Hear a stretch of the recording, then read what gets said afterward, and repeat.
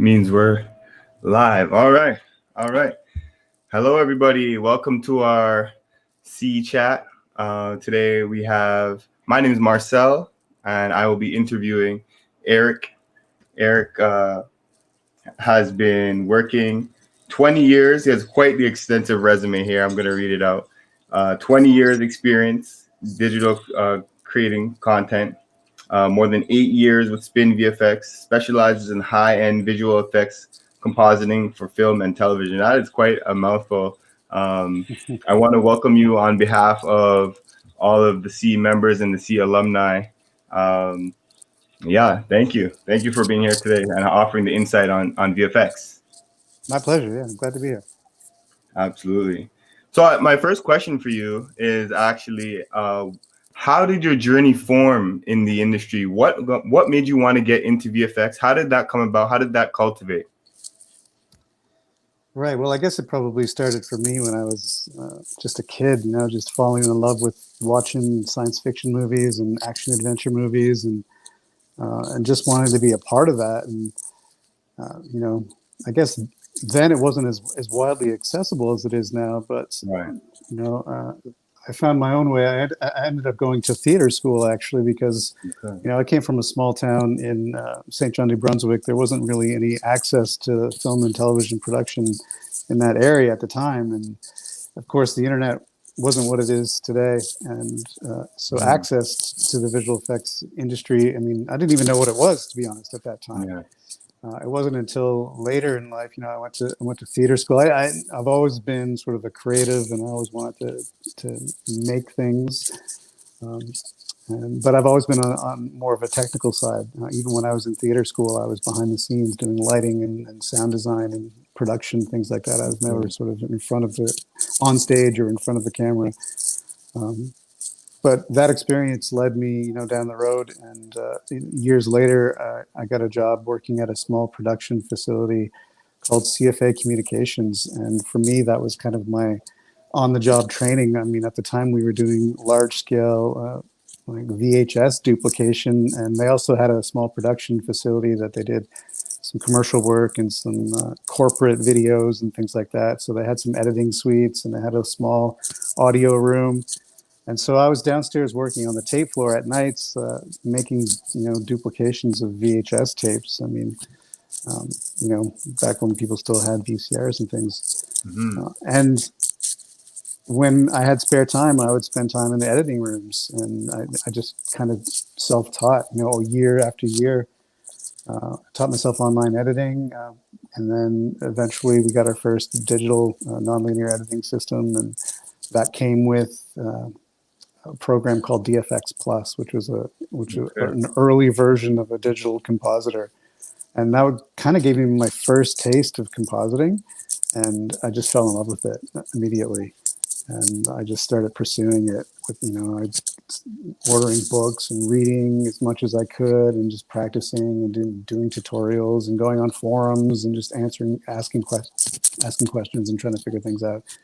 And over the years, I moved my way up into an editing position, and then I worked for a small bit of time as an audio engineer. Okay. So I kind of tried a lot of different things early on, not knowing exactly where I'd end up. But ultimately, it came to compositing.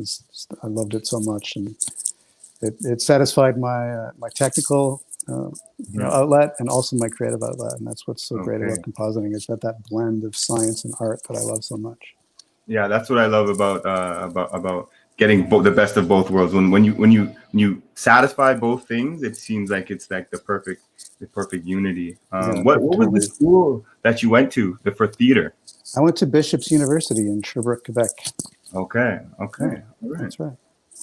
But even before that, I was involved in, even in high school, I was involved in theatrical productions. I was, part of the drama club. I was, I was always the guy behind the scenes, setting up lights or setting up sound systems or, that kind of thing. So I was always involved in that technical side of things, even from a young age. So it was natural for me. Yeah, I definitely relate with you 100%.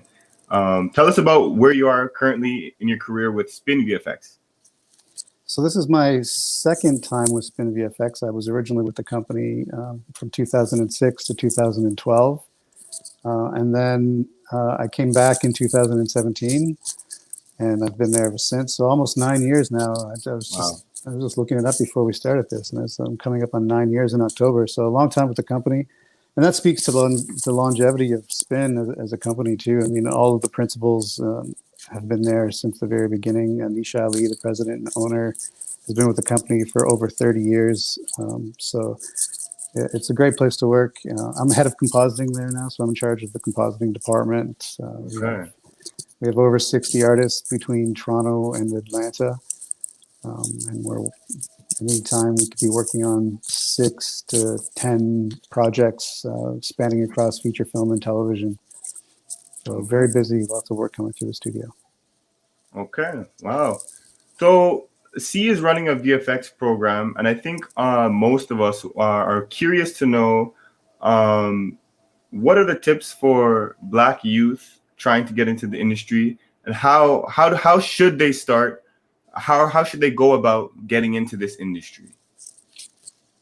Right. Well, I mean, like I mentioned earlier, we're fortunate now that with the internet and with the online communities that have formed around visual effects and the amount of information that's available in tutorials and access to software, and the barrier to entry is much lower than it used to be. We don't require specialized hardware anymore. You can do this on your laptop, in your bedroom. Of course, high-end visual effects requires a lot more compute power than that. But as a beginner, you can start to learn visual effects or compositing very easily. There are so many resources online, educational facilities. And a program like this one is great because it reaches out to young people in the community, and it gives them a chance to learn some new skills and find an outlet for their creativity, and that's what's wonderful. And we were fortunate to be part of the very first cohort from C. And I guess our internship started, I believe, in February of 2019. And we did a 6-month internship with 12 participants. We took all 12 at Spin, which was a big undertaking for us. Thanks. But it was a really rewarding experience, and working side by side with those 12 individuals and training them, day to day. And they were working on actual projects. By the end of that first 6 months internship, they had all received their very first feature film credit on Disney Descendants 3. Amazing. So there's lots of opportunities to learn. You just have to go searching for it. You just have to keep looking. Sounds very fulfilling. My next question for you is, when was there ever a point in this industry where you can? I know you say like in the old times it was a little bit harder to get into things, and things weren't how they are now. When was that specific time where the stamp and the flag was like, okay, it's different from here now, how we operate things? And when was that, like that specific time where you would say you can identify? Sure, it's hard to say exactly when that happened. I mean, it's something that gradually happened over many, many years. But,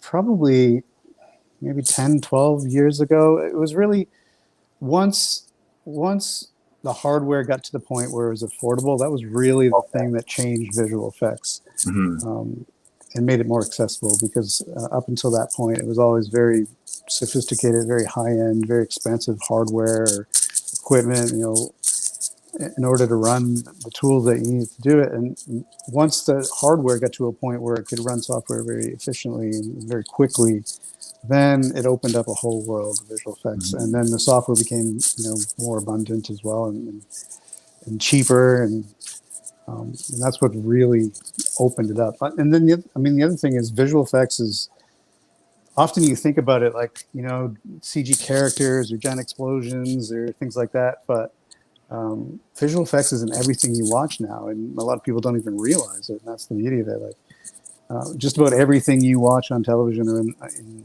in the theater now has visual effects in it. Not even the big action adventure films, but the dramas. Everybody needs something. There's some cleanups. There's some maybe some green screens, or some there's any number of reasons that we could be in there. And So there's more visual effects today than there ever has been, especially with all the streaming services. The abundance of content is just everywhere. So there is no shortage of work for visual effects artists. Okay. Well answered. How do you describe success to you in this industry? What does success look like? What does someone looking outside in what should they consider being successful? Right. Well, I guess it depends on your individual goals. I mean, there's so many unique disciplines in visual effects. I mean, I'm a compositor, but there's so many other things that you could do. I mean, you could be an animator, a modeler, you could be a lighter. There's so many different disciplines, and so you kind of measure your success by your own goals, I think, and in order for those goals, it needs to be an achievable goal. It needs to be something that you can actually, set realistic goals, something that's achievable, and then you strive for that. For me, it's hard to say exactly how I measure my own success. I mean, I guess if I'm doing good work and I'm happy and I'm enjoying what I'm doing and I'm able to make a decent living, then I guess, that would be considered a success. For me, it's as an artist, we get very attached to our work, and that's what really gets me going. So when we get to do really cool projects and create beautiful shots, and I see that, sit back and see that on screen, that's a proud moment for me, and it never gets tired. So anytime we do something new and cool, it gets me excited, and so I guess that's one way that I measure my success, is like, as long as I'm still enjoying what I'm doing, I'm still excited to go to work every day. And I would consider that a success. Okay, yeah, that's the most important thing, truthfully. Earlier you mentioned that you worked with artists from Toronto and Atlanta. I was curious to know if there are any notable artists or even just memorable artists that you remember working with that you can tell us a story about or anything like that. Oh, wow. I've worked with so many people over the years. It's hard to pick one story, but, I mean, maybe I should just share some insight with some of the members of the C group that joined us at Spin. I mean, watching those individuals grow as artists and as teammates over the last year. I mean, incidentally, actually in August, I believe they're just coming up now on their 1-year anniversary as full-time junior compositors at Spin. So we started with 12, and then we were down to 7 after, things happened for a little while. People move on, for various reasons. It didn't work out for everybody. But we had a core team of 7 left, and now we're down to 6. But they're still working with us, and watching their skills grow and watching them achieve their goals and achieve their dreams and see their names in credits. I mean, that's really been rewarding for me. I mean, I've had my time. I don't sit in the theater at the end of movies and watch my name crawl up the screen like I used to anymore. But for them, I mean, I remember Jalissa for instance. When she found out that she had a credit in Stranger Things this past season, she was so excited. She was over the moon. She sent me a message, all caps. Oh my God, I got a credit in Stranger Things. She was so excited. So that was a really rewarding, moment for me. So those are the kind of things that stand out. So in your bio here, it says you're part of the Visual Effects Society. Can you just tell us what that involves? Sure, that's a global sort of honorary society of members of the visual effects community, and it's to share and promote visual effects and education, and they host screenings and events all over the world each year. We have a section here in Toronto, and I sat on the board for 3 years, I believe. It's a volunteer position, and we used to host events and screenings, and And they still do very actively in the community. So anyone who's interested in finding out more about visual effects or the local visual effects community, they could certainly attend one of the VES. They hold pub nights and information nights and screenings and things like that. So that'd be a good opportunity for someone who, if you had questions, you could track down one of those events. For sure. Also, the program advisory committee at Seneca, is that along the same lines of the society, the Visual Effects Society? No, that's something a little bit different. So that's working with the local college, just to, we would meet several times a year just to make sure that their curriculum was still valid, and that they were still meeting new developments in technology and trends in the industry and things like that. And we would provide advice on where they should focus their training and where we thought the most opportunities in visual effects would be and things like that. So I sat on that board. Just it was an advisory committee, so we wouldn't actually develop the content. We would just advise. And it was members from different walks of the visual effects community in Toronto. Okay. So going off the school side of things, can you tell us about the new digital visual effects program that you're working with at Canadore College then? Canadore College, yeah, that's right. It's in North Bay, Ontario. This was a very exciting. I've been working with it with them for the past year as a subject matter expert, and I'm developing a new 2-year. Well, it's a 2-year program condensed into 1 year. It's a visual effects program specializing in compositing, and it's designed to teach the skills you need to get on the job as a junior compositor in a short amount of time. And it's based very heavily on my experience on the job and my experience training young artists, and it's I'm trying to keep it less of a classroom environment and almost make it more of a studio environment. There's a lot of industry involvement, and we're going to try to structure the training in a way that it's very much like you're working in a visual effects studio, so that by the time you graduate, you'll be prepared and you'll know what it's like to work day in and day out in a very busy visual effects studio. Okay. So I know in film that's where I work in the film industry. The production assistant is like the entry level, the saturated entry level where you get into the field. Is there a concentrated area where a job that the youth could start in VFX? Absolutely, yeah. I mean, there's a few pathways to entry, and again, it depends on what your particular area of expertise is. But as a compositor, it's definitely an entry level position, especially as a junior compositor. Okay. There's a lot of prep work. It's called rotoscoping or paint work, which is considered a junior sort of entry level position, even though it's at times very complicated and very complex work.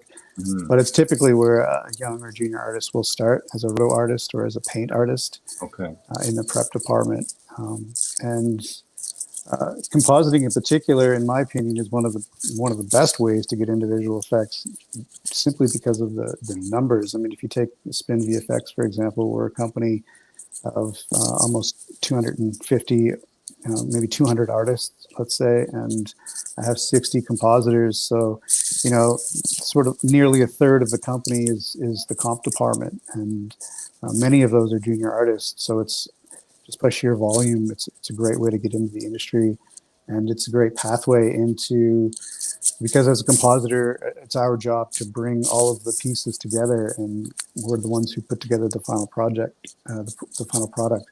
So we get to touch a little bit of the animation. We get to, we're involved in aspects of the lighting. We get to put in the finishing touches in terms of elements and things like that.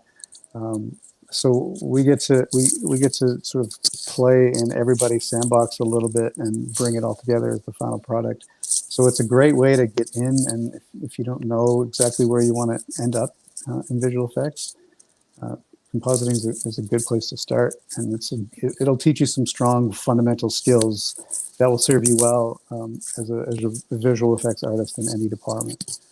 Mm-hmm. Okay. My next question is kind of a off question. It's what would you say to yourself with the knowledge you have now to your 20-year-old self or yourself 20 years ago who was just starting out in the industry? What advice would you give yourself? What would you change? What would you do different? I don't know. Maybe I wouldn't have gone to theater school. But I mean, there's so many great schools now. Probably maybe trying to get into the business a little sooner than I did. I learned the hard way that it was very difficult to make money in theater. But it's, you can make a good living in visual effects, comfortable living. And even as a junior artist, the entry-level positions pay quite well. And, it's a great place to start. So maybe I would have skipped theater school and tried to get into the industry a little bit sooner. But hindsight is 2020. And, I took my own path, and I certainly benefited from that path too. So, who's to say what would have happened if I'd done it differently? Right. Who are your major influences, or who do you look up to? It could be like somebody on a grand scale who works in like Hollywood, or it could be just a mentor. Who do you have that helped shape you to who you are today? Well, I mean, I owe a lot to Spin and the people that work there. I mean, I've been at that company for such a long time, and I started there as a young artist myself, and I worked my way up. It's hard for me to pick any one person after so many years in the industry, but I mean, I just take it back to the work again. I mean, that's really what gets me going, and I admire seeing amazing visual effects on the screen, and, whether we're creating them or whether someone else is creating them. When I see awesome shots, and even myself, after 20 years of experience, if I see something that I'm not sure how they achieved that, or that gets me excited.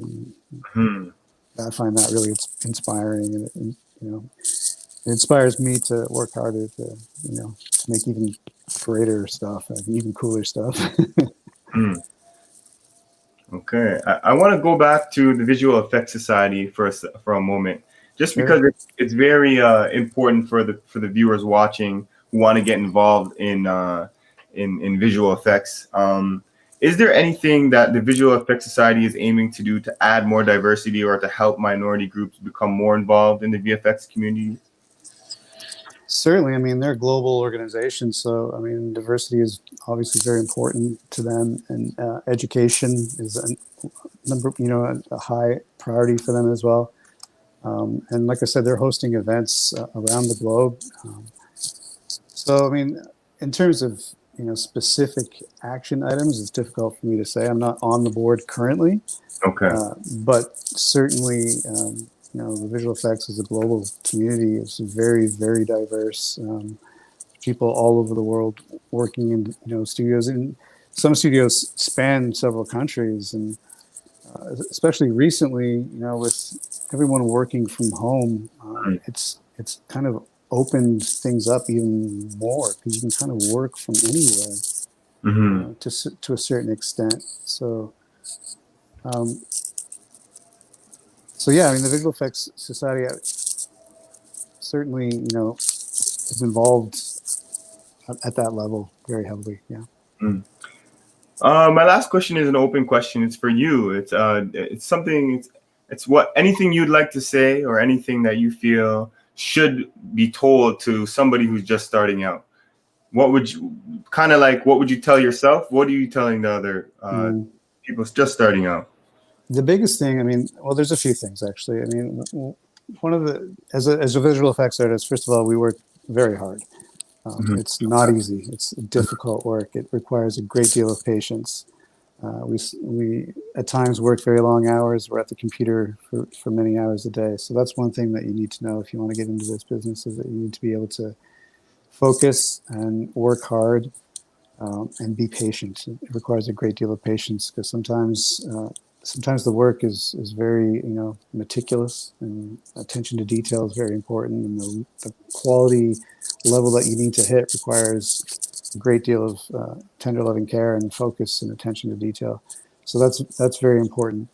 And then the other thing probably is the ability to take criticism, constructive criticism, because that's also something that's day in and day out as an artist. your work is being reviewed by supervisors at every level. It's being reviewed by clients, and there's constant feedback. So you give a daily cycle of you submit your work, and I mentioned earlier, as an artist, we put a lot of ourselves into our work, so it can be difficult sometimes to separate yourself from that feedback because it's not always positive. I mean, Yeah. Sometimes the client are just creatively, they might want something slightly different than what you've given them. And so you need to work with them to find that. But in the meantime, you're getting feedback and notes, and it requires a lot of iterations, many versions to reach that final product. So you need to be able to take that criticism positively and constructively and act upon those notes and work with your client to achieve their vision. So that's something that's very important to anyone starting out as well. Okay. All right. Well, this is just a kind of a personal question for me. As a producer, I want to be a film producer. I know you're in the realm of things surrounding film and production. That's how you started, obviously. What would you say for somebody who's trying to a young person like me trying to become a producer? How do I go about that and build myself a name almost?